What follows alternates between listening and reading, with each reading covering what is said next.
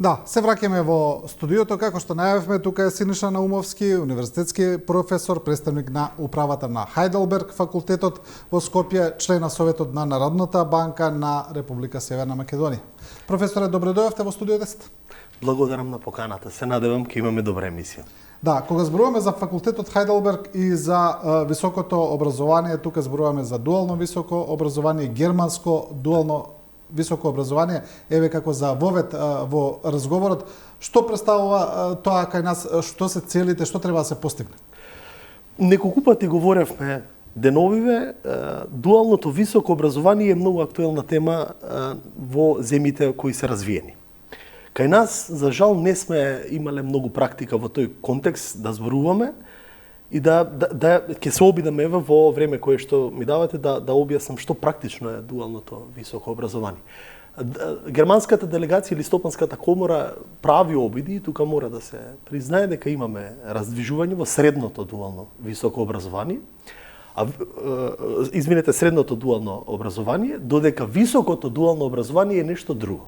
Тоа значи дека после матурирање оние апликанти на високообразовните школи дуални во, еве ќе го земам примерот во Сојузна Република Германија, ќе бидат во работен однос или веднаш ќе бидат ангажирани на работно место во соодветната компанија која ние ја нарекуваме дуален партнер. И сега тука кои чинители се важни? Државата да го олесни процесот во насока на мотивација на компаниите. Значи компаниите мора да бидат мотивирани да инвестираат во идните потенцијални деца. Да влезат во сработка. Точно. Со високо образовани А државата да мотивира со тоа што ќе ослободува даночната основица за секоја една исплата на едно дете од страна на компанијата како плата, бидејќи тамо тоа е ставено во систем, да на даночната основа на крајот во даночната пријава, во данокот на добивка биде намалена за секоја една исплата на месечна плата додека студентите учат. И сега вие кои бенефити ги имате? 3 години студирате на дуалниот универзитет, половина од времето неделно, нашите партнери од Франкфуртскиот универзитет кои беа сега гости, го понудија тој концепт. Во текот на неделата, половично од неделата работната, вие бидете ангажирани во компанија, остатокот да бидете во кампусот во Франкфурт, или сега овде кај нас, во кампусот во Хајделберг факултетот, а другиот дел во компанија. Во тој дел вие имате 3 години работа, веќе 3 години сте ангажирани во тој временски период, а остатокот од работното време, остатокот од времето го трошите на предавања, но од практичари. Бенефитите. Компаниите имаат веќе ангажирано работници од многу млади. Доколку има реформи во финансискиот елемент, државата компанијата добила помала даночна основица, бенефити за децата, студентите имаат ангажмани веќе уште од матуранти, од 18 години, и бенефити и за целиот образовен систем, не ги мултиплицираме теориските аутпути. Јас често имам дебати малку по-објективни, брутални да не речам, па имаме различно некогаш и замерки, но ние мораме еднаш да ги кажуваме работиве какви што се. Така да, не викам дека со народски зборови кажано, премногу теорија, премалку пракса, отприлика. Па еве, ако анализираме сите високообразовни установи, било како да ги категоризираме во законот за високо образование, дали како универзитети, академии, високи школи и слично, 24, околу 24, сега не ме држете за збор, сите креираат научно образование. И јас кога ќе речам научно, тоа се истражувачки, research university ги викаат германциве. Нивните државниот Хајделберг универзитет. И сега тука може да се постави прашањето дали се тие потребни. Да, но потребни се еден дел од образованието, тоа кај нас не постои. А сме увезувачи на тоа болонско образование КТС. Нели? Сите го зборуваме. Сега што имаме ние? Сите акредитации се направени согласно законите и изменети и се даваат на академски профили. Вие имате академски профили, теориско едуцирање, трошите 4 години, еве јас да се земам пример, дипломиран економист и се што и ништо, нели? Може да значи под економист подразбира се, и после тоа инвестирате од 22-3 години, еве 4 редовно да сте земале, уште година до 2 неформална едукација и доаѓате до некоја бројка од 26 години дете. На 26 години дете вие веќе сте на работниот пазар на труд понуден, но без ниту едно работен ден искуство. А ако го споредите тоа со германското дете, тој веќе од 21 година работи 3 години наназад.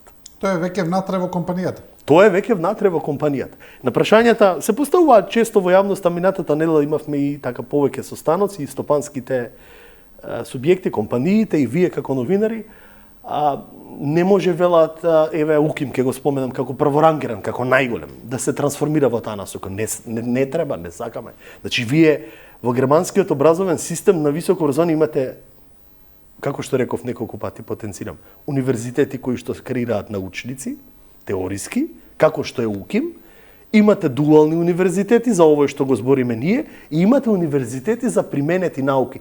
Викаат секој употребен збор University of Applied Science. Значи, разликата помеѓу универзитетите за применети науки и дуалните се тоа што овие за применети науки не ги земаат децава во работен однос.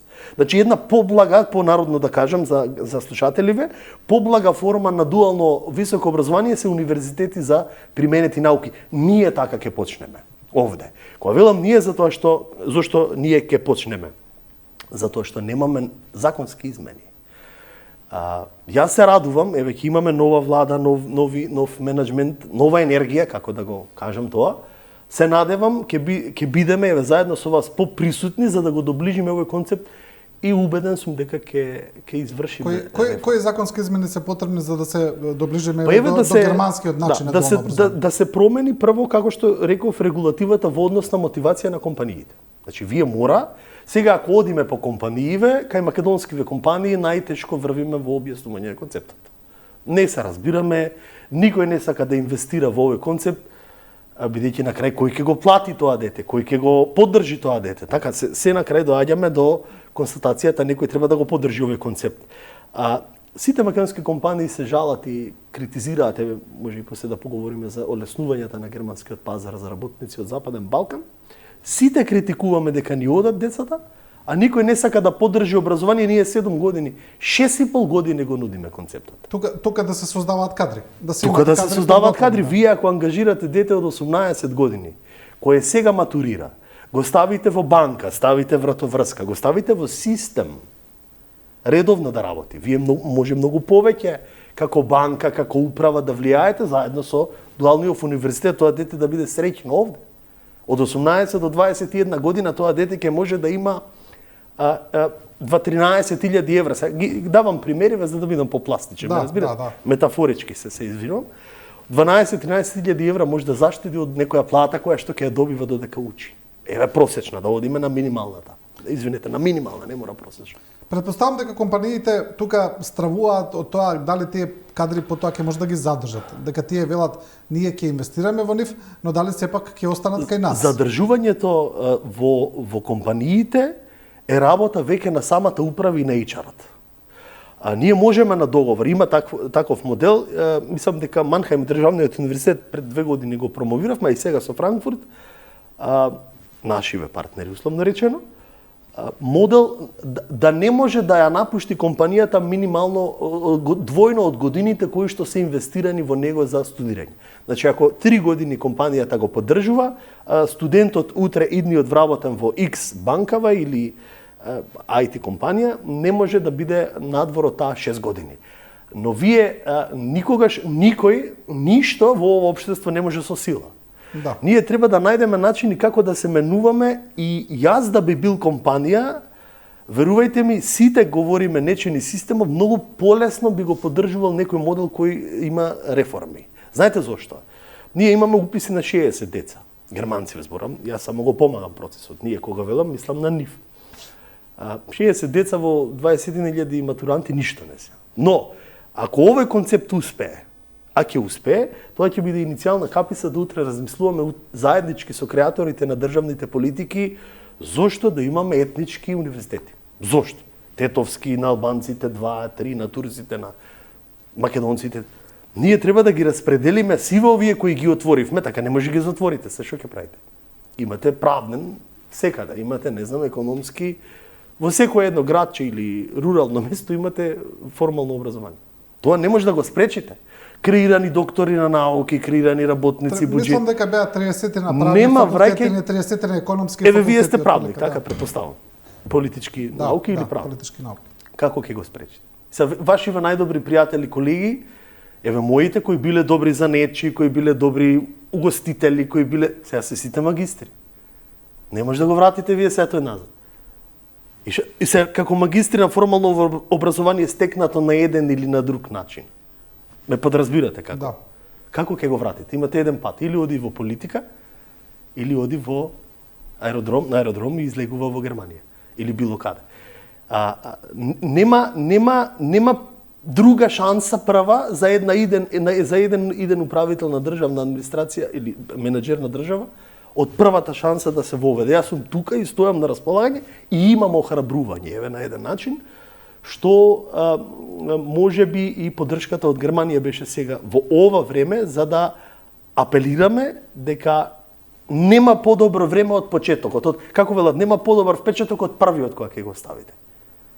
Кои се погодностите, еве, додеме уште поширок контекст, поширока слика од дуалното образование за стопанството, за економијата? Кои се директните погодности, доколку се имплементира на една широка ќе ви одговорам рамка? со прашање.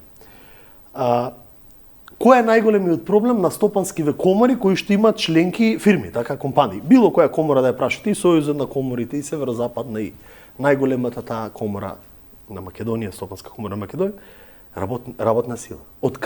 Нели е така? Што се говори последниве години? Така вела, да. Сите говорат дека немаме работници. Така? Па сега еве увезуваме од Непал, од Бангладеш, носиме работници. Па од каде ќе црпите? На вашето прашање сакам да дадам едно мое прашање како одговор. Ќе го одговорам и директно. Од каде ќе црпите работна сила ако не од оние кои веќе матурираат?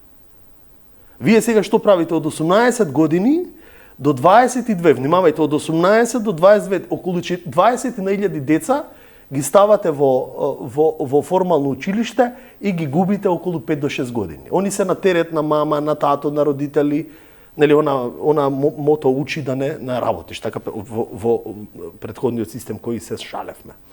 Ете го бенефитот за компаниите. Компаниите имаат работници уште од 18 години. Ризиците тука кои ни ги поставуваат, тие ги сметаат за ризици, дали ќе ги таргетираме правилните работници? Да, затоа што вие после матурирање имате работни групи, од една страна HR директорите на компаниите, специјалисти за тоа, и од друга страна универзитетот од Германија, кој што ќе ги таргетира согласно нивните искуства. Сега Германија почива на дуалниот концепт на високо образование. Баден-Вритенберг е државата каде што околу 72 година почнува овој концепт, премиерот. Ете вие сега политичката волја. Мора да имате политичка волја. Ако тоа било во Германија, зарем овде може нешто без политичка волја? Овде треба 10-кратно повеќе политичка волја. Да, но кај нас работите многу повеќе на буткање, отколку тоа да оди. Па еве, ако ви кажам, ние 6,5 години се акредитираме, ама не се откажавме. Важно е да не ви го уништи духот системата. Тоа е многу битно. Ако ви го уништи духот во ова што го зборувате, ако останете со истиот телан и мотивација и после сите пребрежи и проблеми, еве ние нека бидеме пример. Јас не велам дека овој систем ќе направи промена или бум, доволно е овој систем да почне да функционира. Прие се дечиња да ангажираме и да ги земат компаниите од финансиската сфера, кај што на еден начин е занаетот и ние сме најпрепознатливи, и од друга страна IT индустријата, тоа ќе почне да ги менува и големите и јас ги нарекувам по егоистични универзитети кои што се погломазни. Бидејќи наредната битка во овој глобален економски процес ќе биат само оние кои имаат работници. Продуктивни работници. Како вие имате продуктивен работник? Треба да најдете модел како едно младо момче матуран треба да биде влезено во систем. А тоа може само една институција. Денес младите се многу понапредни од кога, да речеме, јас сум бил пред 20 на 30 години млад.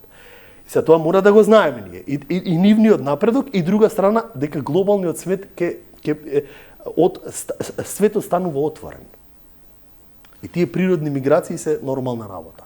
И вие мора да се менувате како што се менува оној кој кон каде младите мигрираат. Кон каде мигрираат? Кон Германија, кон Америка. Никој од младиве не оди да работи Непал или Филипини. Адаптирај се да преживееш, отприлика тоа е мотото. Мораме да воведуваме нешто кое што е успешно ајде не одам подалеку, во земја која е двигател на Европската унија. А тоа значи дека по 21 година во германската економија има околу 3,2-3,5 последните податоци % невработеност. Внимавајте, уште еднаш ќе повторам, на лица под 21 година во германскава економија е невработеност околу 3,5%. Знаете ли колку е кај нас? 70%. Тоа во пракса значи дека нема невработеност. Нема невработеност. Сакам да ве прашам за нешто што мислам дека ќе биде интересно за гледачите, можеби повеќе тривијалност, но сепак и не е толку. Кога се обидувате, еве вака како што вие велите економистите, да продадете еден концепт или да имплементирате во суштина за подобрување на состојбите, и кога тоа го правите со германските партнери и кои им ги пренесувате сите овие информации што добивате тука како фидбек пред се од институциите, но и од бизнес секторот, што велат тие? Каква е нивната реакција? Тоа ме интересира. Добро прашање. Може би разликата, Германија е, гледиштето на Германија кон нас е многу позитивно. Прво како земја традиционално партнер Македонија. Секогаш Германија била зад оваа македонска држава и ја почитувала. Јас секогаш го говорам тоа дека поддршката на Германија е лично како Сојузна република Германија една работа. Не можете да ја ставите во еден ист заеднички именител со поддршката на Европската унија. Бидејќи Европската унија има повеќе чинители. Ставот на германските наши партнери, професори или оние кои ние се трудиме, како велите вие, да го промовираме, концептот е да и помогнат на оваа земја. Особено колегите од Хајделберг, кои се исто така членки на ЦДУ економскиот совет, професор Турлик Зајтел, често тоа јавно го кажуваше деновиве, неговата визија Македонија да биде членка во ЕУ, неговите стојалишта се дека имаме големи проблеми со корупција, не гледаат како многу корумпирана земја, но сега не се откажуваат. Тие не го извадија знамето во овие 6,5-7 години на проблеми. Јас често се смеам, јас во тоа време работев со банкари, банкарската едукација ми беше приоритет, абит, 10 години, уште од 2014 го нудиме овој концепт на дуално образование во банкарство, како да учиме банкари од банкари за банкари. И од тогаш кога се интегриравме со германскиве интереси за да направиме нешто, Германија не се откажува. Ние испорачуваме само проблеми на нив. Проблем со ваква акредитација, 6 месеци предметот се изгубил. Можам 3 книги да напишам што се поминавме. 6,5 години. Помножете го денови, сати. И едно што е многу важно кај германциве, кога ќе ве изберат за стратешки пат, нема лицемерие, нема игри, нема додворувања. Сеат е избран за да го носи ова знаме овде и да го постави. Додека ние по балкански менталитет сме малку поразлични, нели? Ние сите ги сакаме, секогаш сме со победниците. Еве вчера ако ги прашате некои носители на една политика, денес е на друга, сите се сега денес со победниците. И тоа е природен процес на ваков балкански менталитет. Ние треба да увезуваме германска култура. Кога велам тоа, го велам со страст, со ентузијазам. И знаење, пред се. И знаење, затоа што во Германија, како ќе работи овде една филијала, контрола на секој еден предмет, контрола на секој еден професор, неколку пати сме ги, и тоа го правиме низ призма на оние заинтересенти. Сите сакаат да го видат овој концепт и да бидат работници.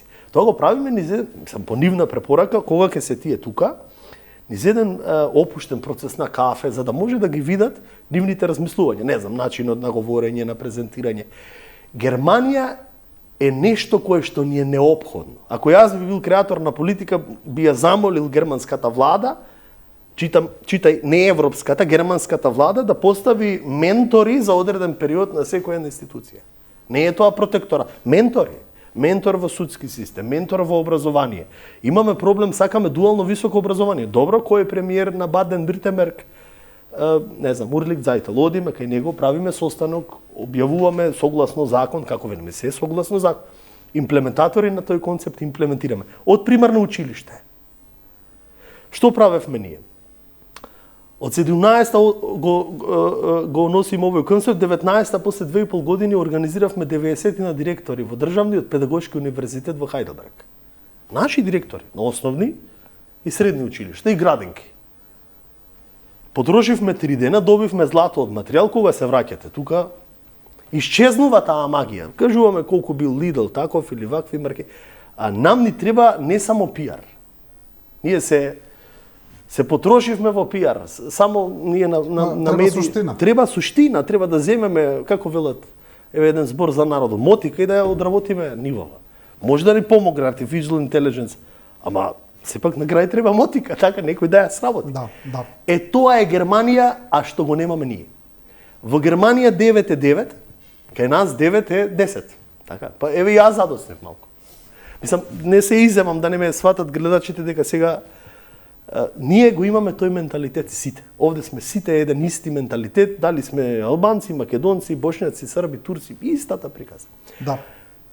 Оптимист сум, бидејќи регионално гледам дека Србија има раздвижување во оваа тема која ме поканевте да говориме на дуалното образование.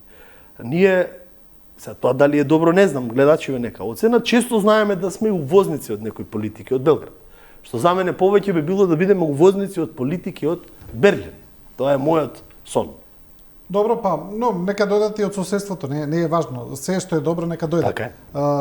Професоре, ајде малку да поразговараме во вториот дел на емисијата за општата економска состојба кај нас, бидејќи и да ве искористиме вас, тука се разбира, но и во контекст еве сега ние имаме и големи политички промени во насока на тоа дека имаме веќе ново парламентарно мнозинство, нова влада е веќе поизвестно, отприлика знаеме каква е состојбата, како ја завршува оваа влада и што ја чека новата. Еве како едни генерални контури за вас, што би биле економски приоритети за таа итна влада? Добро, друга тема, одлично. Да, точно, ние сме на повидок на една нова влада. Ако мене ме прашавте во претходните парламентарни избори, мал вовед ќе ми дозволите една реченица. Да. Не сум јас толку политички образован, ама еве потекнувам од такво семејство, некојаш знаеме да си поговориме вака надвор од екрани, надвор од галама во мир. Кога имате две силни партии е многу тешко да водите економија. Тоа значи кога сте не е доминантен пол. Јас се плашев да не се повтори некаква сцена. Ваквата јасна позиција на едно силно доминантно владење на една партија ги олеснува околностите и за економијата, го тврдам ова со ризик да ме критикуваат. Во имплементирање на политики. Доказ е српската економија, неколку пати ја спомнав. Бидејќи таму имате стабилна влада, неколку мандати на чинителите. Точно? И таа стабилност, дали е точно? Да. Таа стабилност ја потврдува економскиот раст на GDP на Белград. Ние бевме наназад години во можеби повеќе политиканство од реални резултати, бидејќи не знам, ако сте чинител, вие може да владеете со 40%. Тешко е, 40%. Ви треба 51. А за некои реформи ви треба како ќе му даде 80. И двотретинско, да. Веќе сега имате се. Јас тука го гавам тој оптимизам, ризици за некои цврсти владења не гледам. Кои ќе бидат клучни предизвици за идната економија на владата? Глобалната економија, значи да видиме таму што ќе се случува. Забрзаниот раст на странски директни инвестиции или засилување на јавните инвестиции во инфраструктурата. Тоа е едно многу битно и клучно прашање. Што значи управувањето со тие технолошко-индустријски зони и начинот, еве ќе употребам и вашиот збор, да не само ние како хајдове, него и државата да продаде одредена приказна пред странскиве инвеститори. Зошто? Бидејќи економските држави кои се силни од западот имаат така наречена политика на приближување. Сите оние од источните пазари каде што и жариштава се разгоре имаат иницијативи тие компании да ги привлечат блиску на европскиот континент. Тоа значи ние шоринг политика на привлекување. Тоа мора да го искористи идните менаџери на тие ресори за технички и индустријски зони. Тоа треба да бидат луѓе кои ќе бидат избрани без да спијат, метафорички кажам. Кои ќе бидат само на терен во тие компании за да може да ги привлекуваат. Тоа мислам дека е силен предизвик. Фискалната консолидација не ја спомнав, исто така, и тоа е силен предизвик. А во однос со економскиот раст, еве бидејќи тоа е атрактивно, вчера говоревме на истава тема, економскиот раст годинава и ММФ и Светска банка го предвидуваше некаде околу 2,6-2,7, некаде некои релевантни стручни тела го предвидува повеќе, некаде нашиве монетарци околу 2,5, 2,6.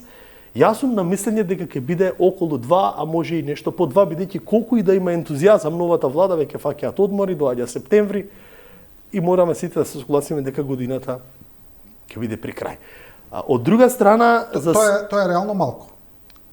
Реално многу малку. Но ако се вратите лани, истите планови мене ме критикуваа, се сеќавам имав за државната телевизија во Вашингтон едно интервју во април лани. Се вие во април 23-та даете коментар сред војна, мојот став беше дека ќе завршиме над 1.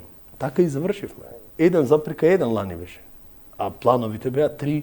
Така да малку е, но за да имате вие она кое што ние го велиме, еви некои институции имавме и настани сега кои ги говоревме околу 5%, Македонија не смее да биде под... Ако сакате вие да имате ефекти кон граѓанството, не смее да биде помалку од 7. Но за да бидете вие 7, мора да имате партнери во монетарната приказна. Значи, ви треба многу не тектонски промени. Тектонски промени. Не како што е сега. Како што е сега, тоа е буџетот, тоа е капацитетот. Значи, засилени странски инвестиции. По било која основа. Размислување на пазари на труд, развој на дуално образование. Ако немате ресурси, ќе увезувате ресурси. Поврзано со диаспората. Враќање на оние начините за со диаспора се патриотизам и така надолу. Некогаш инфлацијата треба да се гледа од две стојалишта. Дали повисока инфлација за сметка на поголема економски раст е добро? Не говорам како турскиот пример. Турција денес можете да чуете вчера 70% инфлација. Некои ваши колеги ќе кажат дека се што е раст до 3%, всушност скоро и да не е раст, дека тоа е отприлика стагнација. Не е развој, да. Но видејќи ме прашувате, ви ги кажувам реалните проекции. За да имате развој, треба да имате хармонизација на повеќе чинители. Ние сите го ставаме фокусот во фискалните политики, но треба да имате комбинирани. Некој треба да ве прати со економскиот раст. Стабилноста на банките не земајте, не смееме да го маргинализираме. Банкарскиот сектор кај нас има најперфектна ликвидност. Во изминатиот период неговата ликвидност, па и профитабилност и солвентност, значи адекватност на капитал која е над 18%. Тоа регионално во монетарните системи е многу важно. И сега вие како држава мора тоа да го искористите. Како да помогнете или да си помогнете со црпењето на огромната ликвидност во економски раст. Тоа е една работа. Втора работа. Вие може да имате најдобар буџет кој го конструирате како хартија, така и да го покажеме буџетот за ова година има јавни приходи од 5,5 или така натаму, но проблемот е колку ќе го аплицирате во пракса. И тука имате најголемо отстапување од планираните капитални инвестиции наспрема реализираните. Да, значи бирократијата е проблем. Немате правни проблеми, пречки, автопатот закочен, тоа фирма, судски спорови. Предпоставувам се, јас не сум бил дел од управувањето со финанси, но тие се исто предизвици, одговарам на вашето прашање на идните менеджери. Да, професоре, кога зборуваме за тоа, еве идниот мандатар, сегашен претседател се уште на ВМРО ДПМН, Христијан Мицкоски, веле дека зборуваше за една голема инвестиција, како што кажат, ми се чини околу 500 милиони евра во енергетиката, ја најави. Ќе видиме тоа што е и како е, но сите го слушнавме. Да, поголем интерес привлече на јавноста она дека Македонија ќе земе еден кредит од милијарда евра или долари. Поправете ме, не сум сигурен. Мислам дека беа евра, сите тоа го слушнавме. Како рече од директна странска влада. Да. Тоа малку ја изненади јавноста, дека веднаш на почетокот ќе се земе тој кредит од 1 милијарда. Не можеме да кажеме дека треба да веднаш да го... Јас не би го критикувал веднаш тоа. Не критикувам, анализираме, јас сум бил објективен и во време кога било... Анализираме зашто би требало да биде, зашто е наменет, тоа е, целите. Да. Ајде вака ќе ви одговорам со една, пак може со метафора да биде. Ако едно семејство има пријател од земја, бидејќи беше кажано ќе земеме пари од земја членка на ЕУ, така беше, мислам дека кажам. Од влада, не знам дали од влада, од влада. Еве, вие имате земја, имате приватно семејство во Берлин. Пријател. И сега му викате на семејство, може ли да добијам 100.000, се метафорички, 100.000 евра личен заем, семејство на семејство. Да не оди преку... Сега ви кажувам пример за да можам по-пластичен да бидам. Да не збориме цело време со макро, бидејќи не знаеме многу информации. Да, Јас сум позитивен и оптимист во ова прашање. Зошто? Каде треба да бидеме критични? Ако вие едно семејство од Берлин го замолите да ви даде позајмица лично, не преку банка, преку трансфер на пари, и вие тие 100.000 евра ги добиете. Дали е тоа лошо или добро? Добро е, значи семејството ви помогнало. Што е ризикот тука?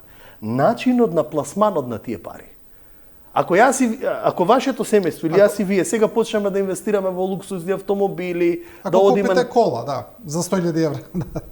Тоа е веќе огромен ризик. Но ако јас со тие пари инвестирам во 2 станови во Скопје, кои што ќе ми дадат кирија или сега инвестирам во акции, во удели, значи, читајте, во капитални инвестиции, кои што ќе го зголемат и доходот на една макроекономија, а тоа значи ќе го зголемат на семејство во мојов пример, мојата плата од 500 евра ќе се зголеми на 1500. Ќе можам ли да му го вратам? Да. Ми помогнал ли мојот пријател во Берлин? Да. Надвор од финансиските текови и регулативи, она што велиме ние by the book, по книга. Еве, ова не е по книга. Ние 7% раст. Тоа е илузија сега. Ај нека биде 5. Не може да имаме по книга. Така, макроекономичари, ако ги прашате, они се by the book. Нема по книга за оваа земја. Мора да биде нешто кое е надвор од финансискиот тек. Надвор од финансискиот тек по книга, едно од можностите е ваква поддршка. Внимавајте сега. Дополнителни коментари никој не знаеме, ни јас ни ви. Ке го следиме процесот или начинот, ке го ставиме фокусот на трошењето на јавните расходи. Но факт е дека треба огромна енергија и политичка волја во сите ресори, особено во економијата сега. Да. Доаѓа исто така тешка година. Ние не знаеме што ќе биде во однос на овие глобални преструктурирања. Никој не може да знае, нели? За крај, ми се чини дека инфлацијата не е веќе толку закана колку што следам? Пред завчера чинам, вчера или завчера, нема држите за збор, ние сме увозници, сега за инфлација во зборам, увозници на Европска централна банка кога ги носи политиките. Кај нив се очекува намалување, но нема да биде драстично. 25% поени, некаде нивната есконтна стапка, значи можни се минимални олабавувања во текот на летниот период на европските централни банкари. За мене успехот ќе биде на европската држава или земјите од еврозоната да ја сведат инфлацијата на 2%, а тоа ќе успеат во 25-та, без да влезат во рецесија. Внимавајте, затоа економскиот раст е таков каков што е, незначителен. Истото тоа ќе биде и кај нас. Околу 3,5% е инфлацијата, некаде 3,4%.